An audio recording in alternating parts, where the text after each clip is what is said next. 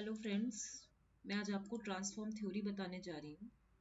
Transform theory में ये पहला क्वेश्चन है, in what range should real of S remain so that the Laplace transform of the function this exists. Okay, देखिए पहली बात तो मैं आपको ये बताऊंगी, मैं इसको ऐसे लिख सकती हूँ ना, जो ये आपको फंक्शन दिया है e a plus two of whole t plus 5, मैं इसको लिख सकती हूँ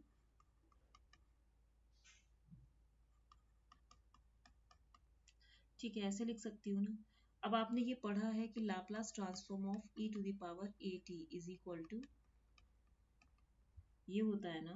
अब आप देखिए e to the power s t is equal to e to the power sigma plus j omega of whole t, तो यानी कि ये होता है ना, इस तरीके से होता है। अब आप ये देखिए, जैसे मैंने यहाँ पे लिखा, सिमिलरली अगर आप L ऑफ e to the power a plus two t का निकालेंगे तो इसका लैपलास ट्रांसफॉर्म क्या होगा, s upon s minus a plus two. ठीक है, यही होगा ना। तो जब ये रेंज पूछ रहा है तो मैं इसको क्या लिख सकती हूँ, जब आप इसका लाप्लास ट्रांसफॉर्म लेंगे और e टू दी पावर 5 है, मान लीजिए ये कौन इसका, तो ये शायद इसका लाप्लास भी है, जो भी ये फंक्शन है, तो यहाँ पे हम इसको लिखेंगे e टू दी पावर 5। अब for Laplace transform to exist, जो आपका रियल s है, it is greater than a plus two, इसकी वैल्यू फिर कितनी हो जाएगी, क्योंकि ये पॉजिटिव होना चाहिए ना, दैट मीन्स ये जो आपका s minus a plus to है, इट शुड बी पॉजिटिव, तो s should be greater than a plus to, यही है ना, तो इसका a ऑप्शन। ठीक है, नेक्स्ट क्वेश्चन है, a low pass filter having a frequency response this much does not produce any phase distortion if, देखिए फॉर डिस्टॉर्शनलेस ट्रांसमिशन। ओके, आपके पास d of 5 omega by d omega, ये जो होता है फेज, ठीक है, ये आपका कितना होता है, इट शुड बी कांस्टेंट। तो फेज रिस्पॉन्स आपका लीनियर होना चाहिए, दिस इज योर फेज। तो जो आपका फेज रिस्पॉन्स है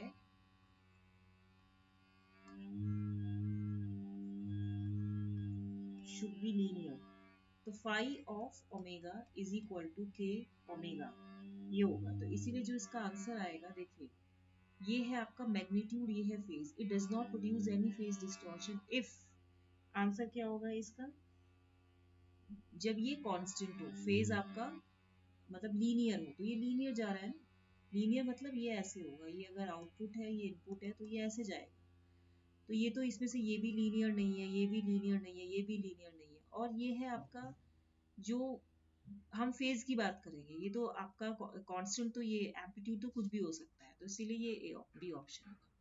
Three functions f1t, f2t and f3t which are zero outside the interval are shown in the figure. Which of the following statements is correct? See, two functions जो आपके हैं f of x and g of x, ठीक है, they are said to be orthogonal, are said to be orthogonal if integral f of x g of x dx is equal to 0।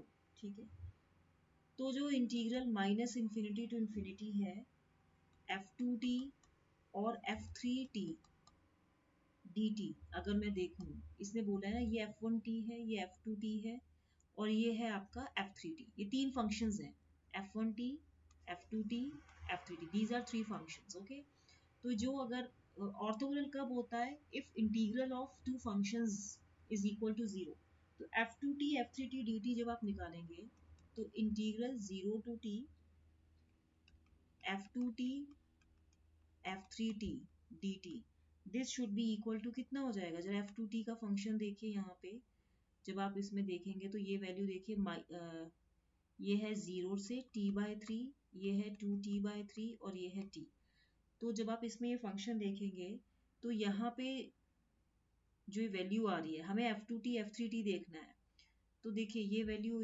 इधर जो है आपका, ये है 0 to t फंक्शन में t/3। फिर इस केस में देखिए f3t में ये जो है आपका ये -t और ये हो जाएगा +2t/3। ऐसे होगा ना, क्योंकि देखिए अगर हम इनको कंपेयर करें f2t f3t dt को, तो ये वैल्यू जो है ये नीचे जा रही है t/3। फिर ये थोड़ा यहाँ पे जैसे देखा जाए -t +2t/3 अगर देखा जाए तो इन दोनों फंक्शंस को अगर आप कंपेयर करेंगे तो आप ये खुद देखिए, ये भी t/3 है, ये 2t/3 है और ये t है। ठीक है, तो अगर आप इसको पूरा सॉल्व करेंगे तो किन फंक्शंस में इसकी वैल्यू 0 आ रही है आपको ये चेक करना है। आप सिग्नल सिस्टम देखिएगा ज़रा, तो जब आप इसको चेक करेंगे तो ये वैल्यू 0 आएगी। ठीक है, नेक्स्ट क्वेश्चन। तो इसका जो आंसर कौन सा फंक्शन 0 होगा, f2t and f3t are orthogonal. इनमें आपको फंक्शंस चेक करने हैं कि किस पीरियोडिक इंटरवल में इनका जो इंटीग्रल वैल्यू है वो 0 होगा। तो ये आप देख लीजिए जरा, जैसे इसमें इसकी कितनी वैल्यू है 0 to t/3 में ये 1 दिखा रहा है। फिर t/3 जो भी है इसमें इसकी वैल्यू कितनी है, ये आप मुझे एक बार इस क्वेश्चन को अच्छे से करिए कॉपी में, फिर बताइएगा। ठीक है, नेक्स्ट है the trigonometric Fourier series for the waveform f of t shown below contains। देखिए सिंस ft यहाँ पे इवन फंक्शन है, अगर ये देखा जाए क्योंकि सिमेट्री यहाँ लेफ्ट साइड भी है और राइट हैंड साइड भी है, तो ft जो है is even, ft is an even function। Its trigonometric Fourier series contains only trigonometric Fourier series अगर फंक्शन इवन है तो उसमें केवल कोसाइन टर्म्स होते हैं।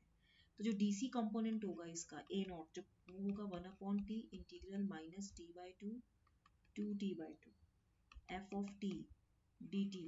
दिस इज इक्वल टू इतना होगा 2/t integral 0 to t/2 f of t dt।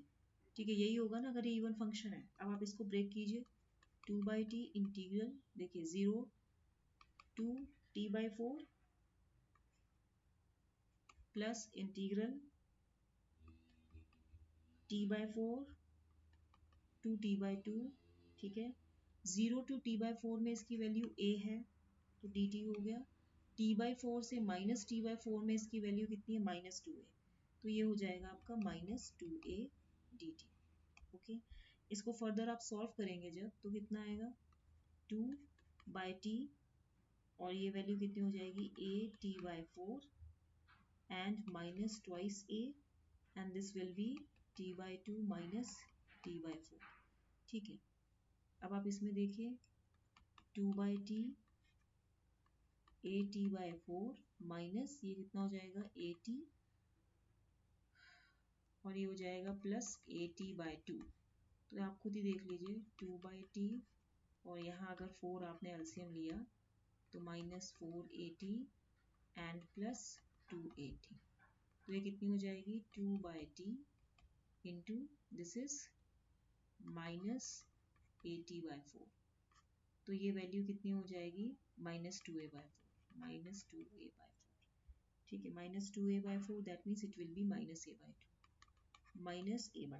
तो therefore trigonometric Fourier series for the waveform ft contains only cosine terms and negative value for the DC component। तो इसमें cosine terms होंगे और एक negative value होगी for the DC component. ये तो आपको देखते ही पता चल जाना चाहिए कि इवन फंक्शन के लिए होता है। ठीक है, और कोस जो आपका डीसी कंपोनेंट है ये हमें निकालना पड़ता है। नेक्स्ट है ये फंक्शन आपको दिया है,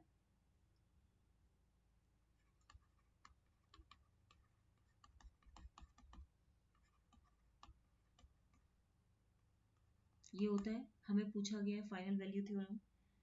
तो एफ ऑफ एस आपको ये फंक्शन जो ये फंक्शन दिया है ये है एफ ऑफ एस।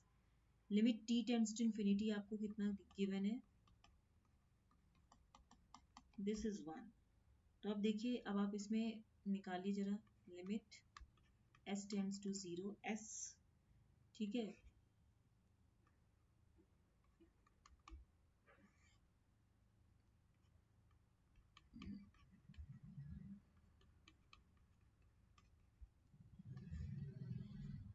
ठीक है, यानी कि this value is equal to 1। अब आप इसमें किसे क्या कर सकते हैं कि s tends to 0, 3s plus 1 divide by, यहाँ से ये s जब कटेगा तो s square plus 4s plus k minus 3 is equal to 1। तो ये वैल्यू कितनी हो जाएगी, 1 by k minus 3 is equal to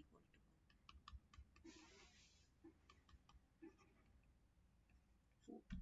तो कहने का मतलब ये है, इसका आंसर क्या आएगा। देखिए जो ये वाला क्वेश्चन है आपका, जिसमें ये ऑर्थोगोनल फंक्शन पूछ रहे हैं, इसमें आपको ये देखना है कि इंटरवल 0 टू t के बीच में क्या वैल्यू है। इसने बोला ना f of x g of x dx is equal to 0।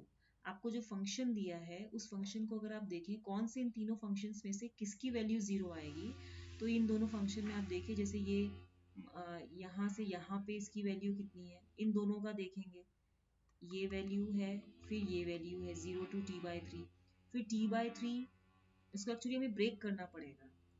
ये एक्चुअली ऐसे होगा 0 to t/3 plus t/3 to t/3, ठीक है, and plus 2t/3 to t हो जाएगा। तो जब आप यहाँ देखेंगे, यहाँ पे और यहाँ पे, फिर t/3 टू t/3 में देखिए ये वैल्यू इतनी है और ये वैल्यू कितनी है, ये वैल्यू -1 है और ये वैल्यू -3 है। तो जब आप इसको देखेंगे तो ये वैल्यू आप इधर डालेंगे कुछ, फिर ये वैल्यू देखिए, यहाँ से यहाँ तक ये वैल्यू 1 है और यहाँ से यहाँ तक ये वैल्यू 2 है। ये आप खुद सॉल्व करेंगे और मुझे कमेंट सेक्शन में लिख के भेजेंगे, इसलिए मैंने डायरेक्ट सॉल्व करके दिया। मैंने आपको बताया कि एरिया देखना है, इसको 3 इंटरवल्स में डिवाइड करेंगे, 0 to t/3, t/3 to 2t/3 and 2t/3 to t, ठीक है। उसके बाद 0 टू t/3 में एम्पलीट्यूड की या फंक्शन की प्रोडक्ट वैल्यू हमें लेना है। जैसे f1t की वैल्यू कितनी है, यहाँ पे अगर देखा जाए तो ये है कुछ 1 और -1 है, तो हम इसको लिख सकते हैं 1 माइनस -1, ठीक है। उसके बाद f3t की वैल्यू कितनी है, आप देखिए 1 माइनस -3, तो ये कुछ 4 समथिंग है, ये कुछ आपको करना पड़ेगा, ये आप देखिएगा, ठीक है। और यहाँ पे dt भी आएगा, फिर आप dt में t/3 भी रखेंगे, ठीक है। तो आप जब पूरा सॉल्व करेंगे तो इसकी वैल्यू 0 आएगी, आप सॉल्व करिएगा। इतने ही क्वेश्चंस थे, पर जितने क्वेश्चंस थे इंपॉर्टेंट थे। Like, share and subscribe, thank you. Okay, कम से कम मेरे 312 सब्सक्राइबर्स हो गए, इतने व्यूज तो आने चाहिए। पता नहीं आप लोग पढ़ रहे हैं कि नहीं पढ़ रहे हैं, लेकिन शुरू से पढ़ते रहेंगे तो ठीक रहेगा। Thank you.